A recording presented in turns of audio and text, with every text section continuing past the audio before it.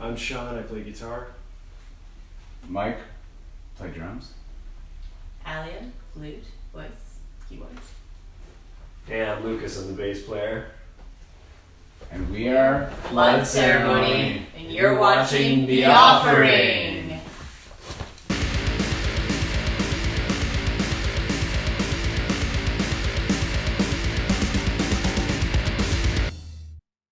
So you guys might performed at the Chicago Doomed and Stone Festival. How was this experience for you? It's awesome. It's great, yeah, it's great. Great crowd. Festival's really well organized and very friendly people. And it was good to play together again. It's been a while, it's been about a year since we played all together. So it's been, it was fun. It's really good tonight. Good crowd, and I like the we had the opportunity to play with Coven. They were really, really impressive and great. But I guess that taking it back to the 60s, it's great to see that band still together. So I thought it was a really cool festival. Yeah. It was an honor to be asked to play to share the stage with Coven, and yeah, treated very nicely, and the crowd was very, very generous and very, very kind, I thought. Enthusiastic. Yeah. It's good. Chicago. I like it. And for now, at least for now, this is your only show in US, but you do play a lot in Europe. What do you like most about touring in Europe? Well, our label's based in Europe, you know, up in the UK anyway, and then so it's easier to get to the UK and Europe to play. There's a lot of paperwork involved in coming to the US, which is kind of maybe held us back from coming over the last few years, but we love playing the United States, and I think after the next record comes out, we'll be back next year absolutely to come doing East Coast and West Coast tours. I think we'll try our best to get down again. We've been doing one-offs over the last few years when the opportunity comes up, but We did the past cycle in Las Vegas, like, Right. so yeah, we'll come in and do the odd show, but yeah. yeah, we have a good relationship with some promoters and some clubs like Pyramid Scheme in Grand Rapids, Michigan, and so we'll try to get down some weekends if we can. But yeah, it's easier to just fly to play in Europe at this point. You just sit down and just play and just start your tour. In the States, there's a lot of paperwork involved. It's very costly to get permits to come, but it's not going to stop us from getting down as soon as the record's finished. Right. But do you think also the rock scene maybe it's a bit more prominent in Europe right now than in US? I think there's more of an infrastructure for festivals anyway. So like the summer festival circuit in Europe is very well established. There's great big festivals like Hellfest and all over the continent, and that hasn't really taken root in North America as much. But there's a lot of really great underground stuff going on, like Stone and Doom Festival in Chicago and Cycle Las Vegas. There's a lot of really grassroots stuff happening here, which is really exciting too.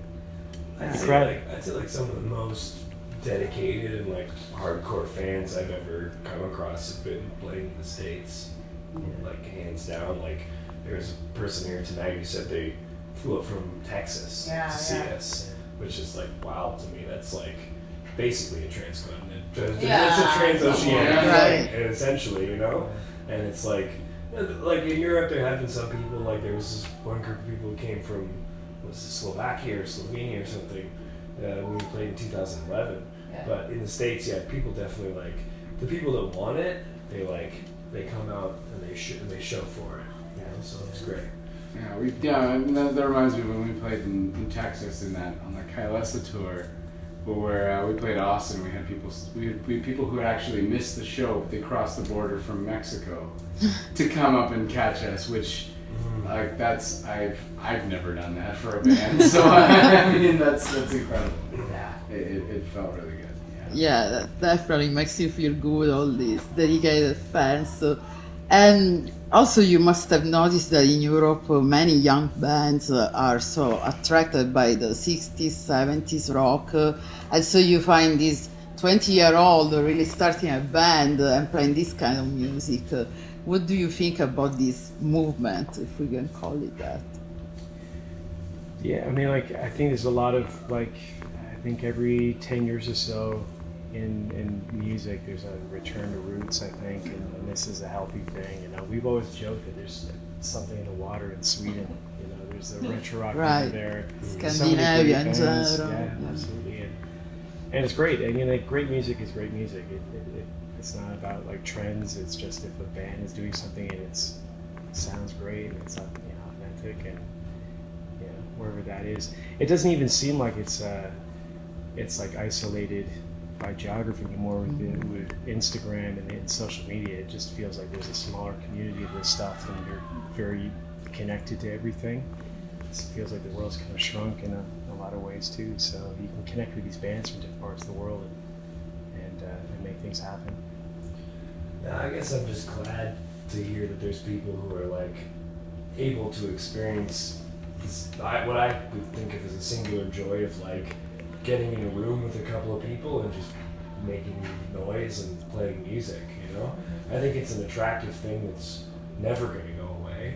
And if there's like a time that epitomizes that the most, it's the 70s, you know? People are going to look into that and draw from that experience, and they're going to look to that stylistically, but, you know, just repeat the experience of getting together and being in a room and playing music live in one space, which is just, it's just a magical thing. Often you're associated to the occult rock scene. What do you think about this? Do you identify with that?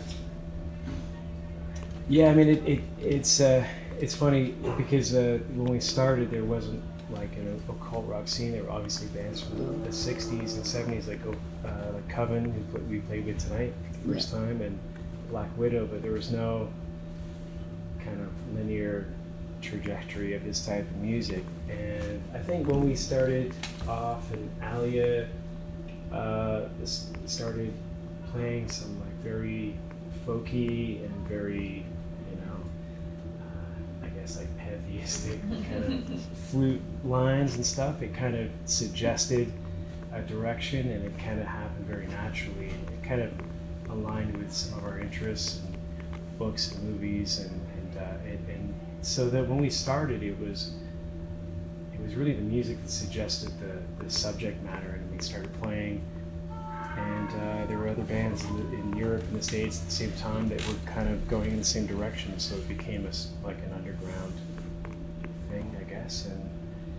But we just always liked playing music that we like to listen to. We just want to make music that we like to listen to, and that way we just kind of always stay true to what we want to do as musicians and as a band. So it's never been about doing a particular thing or kind of conforming to a specific trend. It's just the direction we went, and I think we've kind of broadened a bit since our first album quite a lot. So Sort of follow our gears. And do you do anything in particular to get this retro sound?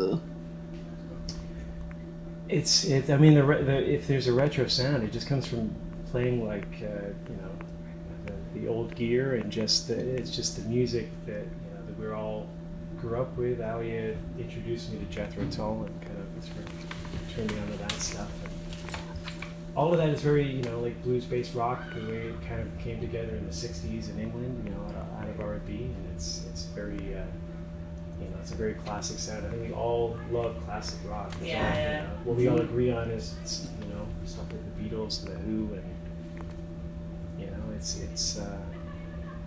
we play again. We just play what we would like to listen to. So it's kind of where we fall into.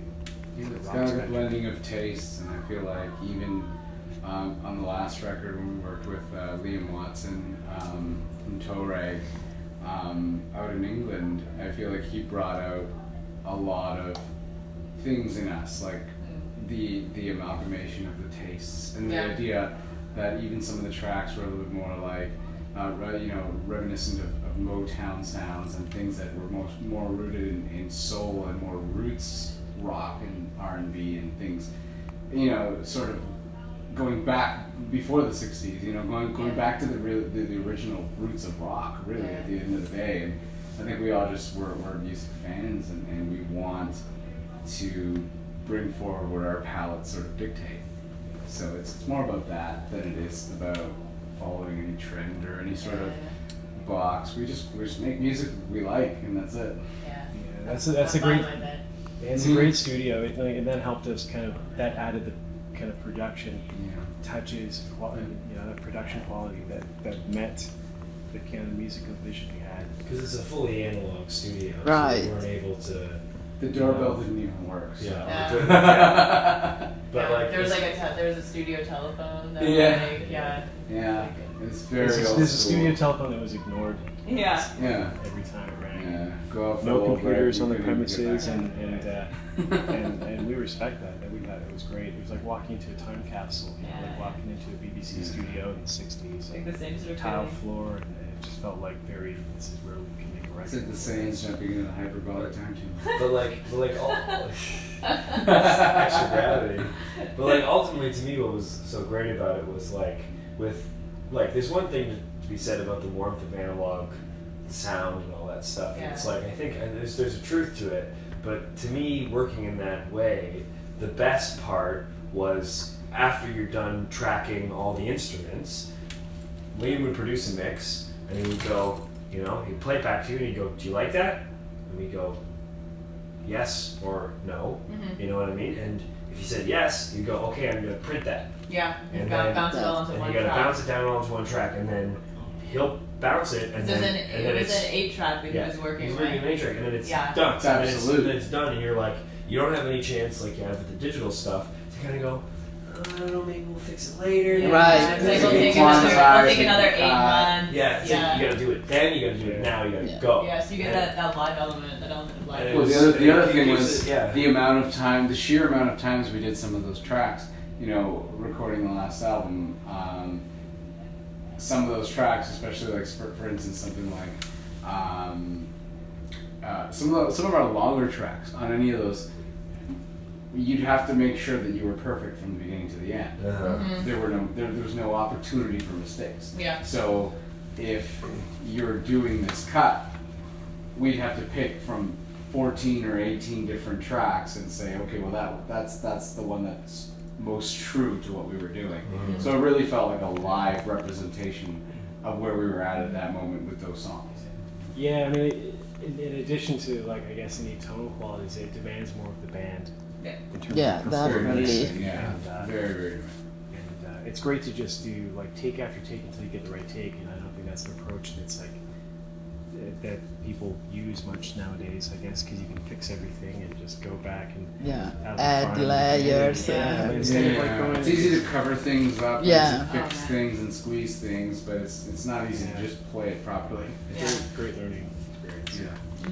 So Lord of Misrule was the first album that you recorded completely analog. First one that was start to Yes. finish, never was even to the mastering to quarter-inch tape, and then creating the lacquer for vinyl. It was, if you buy the record, it's 100% analog reproduction of what we did in the studio. So do you think you will do this again for the next album? Yeah. We plan to go back there. That's the yeah. plan. Yeah. It's a very unique place. It's a very special place. Yeah.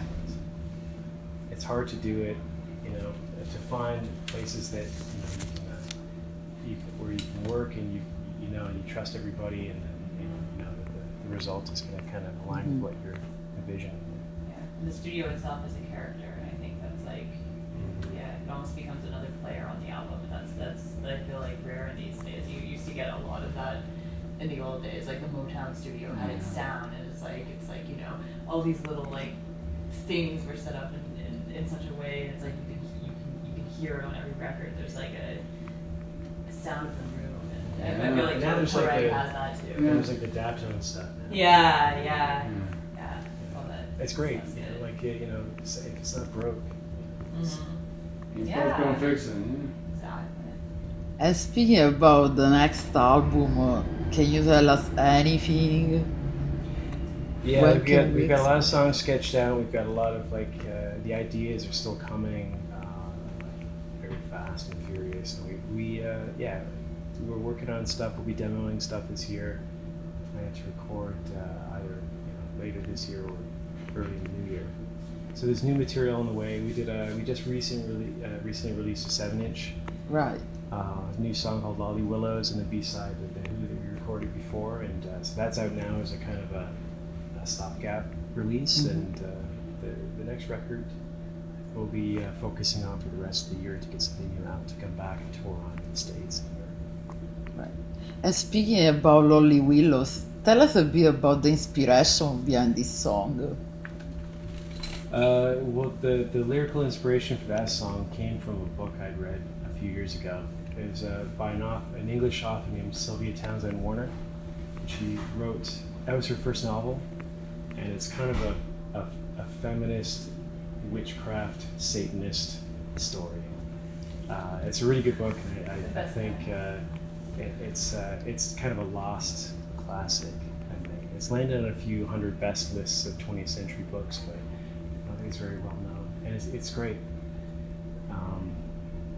It's got that kind of rural pagan. Pastoral vibes.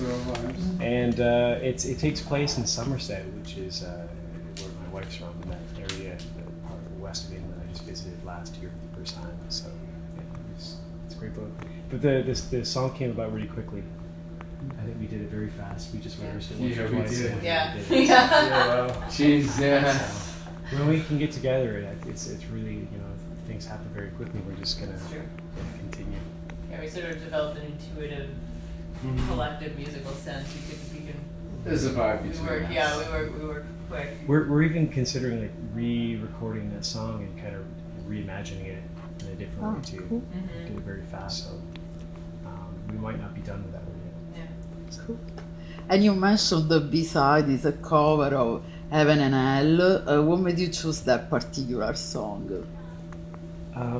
Because we've been playing it since the very beginning of the band. Yeah. Ah. Yeah. That's a song. Yeah, like we. It's just a great song. I love the John Entwistle Who songs. Me too. Like someone's wrote that you could take all the John Entwistle Who songs and have a great Halloween mix. And it fits in with kind of the vibe of the band, and it was great. And and Lucas and Mike just like went crazy in the studio. It was something to see. It was really fun to record that. When somebody told me I could impersonate Keith Moon, it was a lot of fun.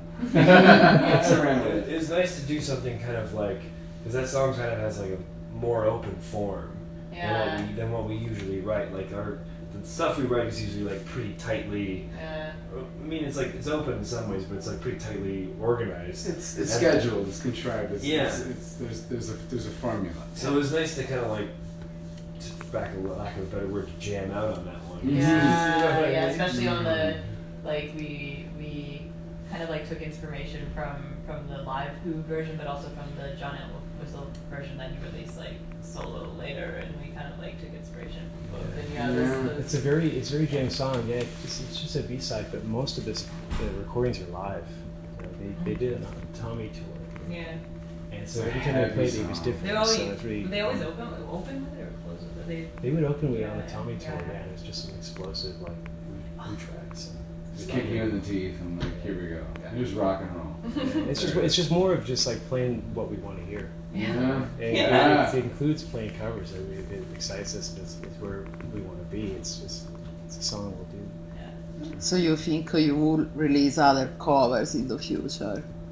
Yeah, absolutely. I mean, it's Done a few in the past too. Yeah. we've done a few. It's always fun to jump in the skin of your heroes or your favorite artists and jump in and just try to do a track justice, or try to interpret it, but also have our band's personality sort of shine through it. And so it's not just a cover; it's also like, hey, this is our sound. Yeah. Transmit it through something that we were really inspired by. Yeah.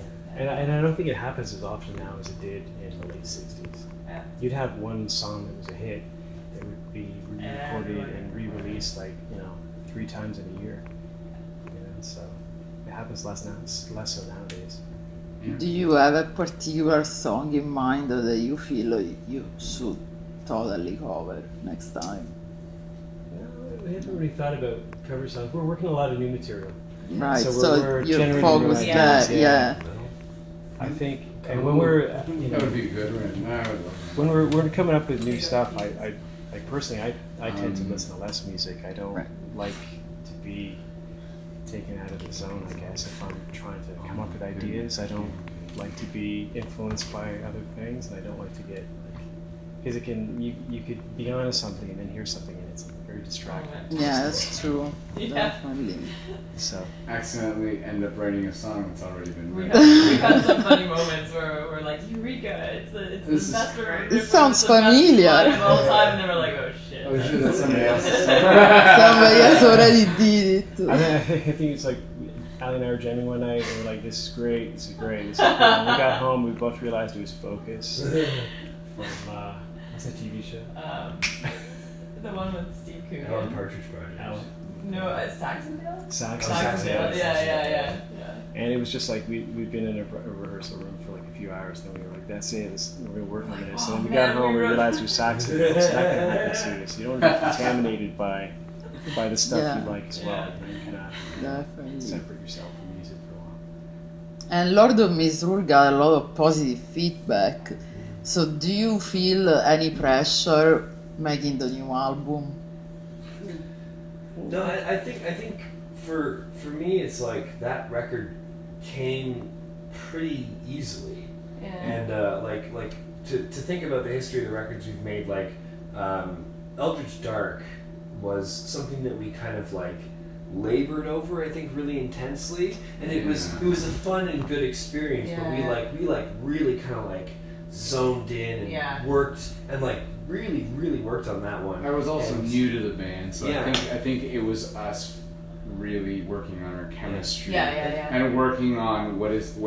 So I feel like building on that, like Lord of Misrule, was sort of us. Okay, we had this chemistry now, and Yeah. we could naturally just make music. Yeah. We built the whole relationship on Eldritch Dark, and I'm really proud of that record. I think it's Yeah. wonderful. I think the work all paid off. Yeah. But it definitely felt like after when it came out, I remember like feeling like this kind of like Yeah. because we put so much Really? work It's a into it. release of It tension. Yeah. felt like we put a lot of work into it, and then It's also and just then- like very dramatically. We were recording like down by the water in this industrial area. in like January yeah, in it was Toronto. so cold, and it was like right It was on the brutal. lake, and like we were in this bunker with no windows. And it really felt it was very yeah. like Yeah. the environment was intense. Whereas Lord of Misrule, I think it felt to me like we would get together and we would say like, okay, let's work on this song, Yeah. and then we'd work on it for like 2 or 3 practices, and we just feel like, okay, this is right, this is how the song is supposed to go, and Yeah. we all communicate so well together and are able to play, and it was just like, all right, done, let's move on. And to me, that one, it feels like more effortless, I think, Yeah. that record, at least in my opinion. It also helped a lot that once we came with that same sort of, we had workshopped it, everything felt good, we all felt right, and when we came in and played it for Liam added his Yeah. producer skills. But he And- already was kind of on the same page as us. Exactly. There wasn't like a. No, it wasn't. There wasn't much of a learning curve or No, like a yeah. bridging. it was a of- natural Liam process. was a lot of, he stripped a lot of stuff away. Yeah. It it was was like, very, stop like, doing this, stop doing that, just keep Simplify this, Yeah. simplify, Whereas- keep it simple, stupid. Whereas you know? I guess Eldritch Dark is like a pretty proggy and dense record. Yeah, You know what did I a mean? lot. We were like, let's get this in there, let's get this in there. Yeah. And I don't think it does disservice to the album. No, but, like, not at all. but Liam was able to kind of like take what we wanted. He was like, no, you don't need that. Here's It the was song. right. Yeah. Yeah. It was really good. And we were all really happy with what came out. Yeah. And you'll do it again for the next album. The Oh, same that process setup. felt natural, Yeah, I I think, think for that all of is- us. Yeah. Just follow along that trajectory. Yeah. Yeah. Let's create art, and let's sit around and let's just have fun. Let's have fun. Play dominoes. Play dominoes, go for sausage pasties every morning. What more could you want?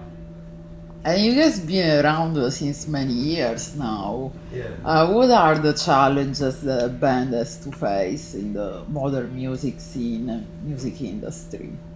Paying your bills. Yeah, not burning out. Yeah. I guess it's life getting in the way. I think is the biggest, Right. is the biggest one. Yeah, the older you get, the more responsibilities you have that take time away from making music and touring and stuff, and getting time to tour is more of a commitment than it is when you're in your 20s. Yeah. And we each have our own sort of like separate schedules of commitments, and so like Careers, families. finding that sort of like those like pockets of time where we're all available to do stuff is, I think, Yeah. can be hard, but we make it. But also it's like a priority for all of us. So, Yeah. so we make it work. So it's like we all love to do it. Yeah. So whenever we can, it's like Yeah. it's like of course. Yeah, yeah. If you can go and play a festival in Las Vegas or festival in Chicago, then like Yeah. it's like we'll do it if it works out, of course. It's a blessing to be able to follow our own trajectories as human beings and follow our passions and our careers and obviously develop our families and our lives, but to also be able to reunite and actually just make some music that we are all really passionate about. Yeah. And we're all like really good friends. There's never been really any tension or anything No. like that. Yeah. Like you hear all these horror stories of bands. Like we love working together. Yeah. So. We're We just keep we're working very lucky in together. that respect. Yeah. We Yeah. just keep working together because we love to do it, and we're glad that people are listening. Yeah, that's definitely very important because so many bands change lineup, and it's always a pain. Well, I guess now this lineup of the band has existed longer than than any previous one. Right. Because there was a different bass player before and two different drummers before. Yeah. But since 2011, it's 8 years. Yeah. More than half the life of the band, Yeah. for sure. So Yeah. This is the band. This is the band. This is the band. This is what we're gonna keep working with. And what do you think of social media, how important they became for bands, and do they really help to reach a wider audience? Yeah, that's a good question. Yeah, it was very important to us because we were like, we got signed as a MySpace band. So we had a MySpace profile, if no one remembers that. And I don't. There was one guy at the show today that was like, I've been following you since MySpace. I was like, right on. yeah, I didn't even have like a having MySpace. having that band profile That's how I used to listen as a band. Yeah. was how we were able to reach labels when we were rehearsing in Toronto and just playing local shows, and it was a way to reach other bands. I connected at that time with a lot of other bands in the States and Europe and made friendships, and so it's even though it was like an older platform, we were a band that came about in that time. So, and now it's more important than ever. I Yeah. feel like it's like on the one hand, it's like memes seem to be more important than I guess things with more substance nowadays. You can look at it that way, but you can also see that people are connecting too. So, yeah. Yeah, it seems like you really need to have a strong presence everywhere online. Yeah, I mean, I think there's more of an expectation of like sharing more. Yeah. There's more of there's more product, which It's is like weird. what did you eat today? Yeah. It's just Right. like a very strange kind of And it kind of, exchange, but it's weird. It's sort of, on the one hand, it's like, that's wonderful, but then it's like, it's what happened. It can sort of eat away at that idea of like mystique or sort of Yeah. keeping things interior a little bit. It's very hard to do when there is that expectation. It's a double-edged sword. I guess we're also a little lucky at the same time that we kind of came up before it became like so crucially important. We developed a true. following before it became so like associated with like business and like buying ads and buying Right. yada all that stuff. And our big thing online was like I guess we got a bunch of new fans from that 2013 tour, Yeah. and that's kind of really served us. Yeah. But we've just had a strong presence, I guess, that wasn't built on a social media. Yeah. On a social media presence, it was built on us playing and Like hitting releasing the road. records. Yeah. Yeah. And at this point of your life, what are your expectations for the future of the band? I think, I mean, to tie back into a question you asked earlier, do you feel pressure to about making a follow-up record. But I think we always have wanted to just make a better record than the one we did before. So we always like want to kind of challenge ourselves, and the new music we want to make once we want to do our last record. So we don't I don't listen to a lot of other music when we're kind of working on new ideas and stuff, and we just kind of want to that's the best way I think to keep on our own path and try to kind of challenge ourselves that way. We just want to do ourselves and push ourselves. So make a record that we're proud of. I think that's Right. the only.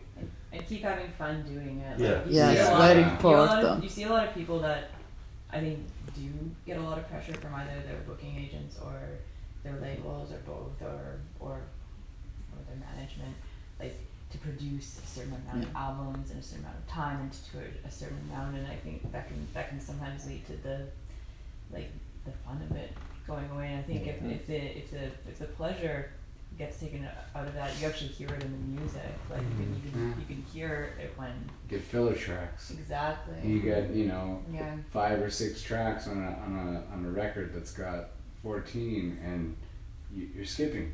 Yeah. Yeah. You're skipping. You're not listening to a full record.